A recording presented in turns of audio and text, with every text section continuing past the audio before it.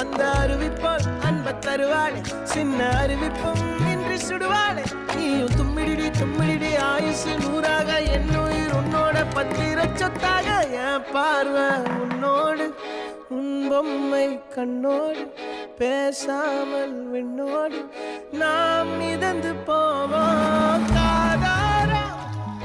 அடியானோ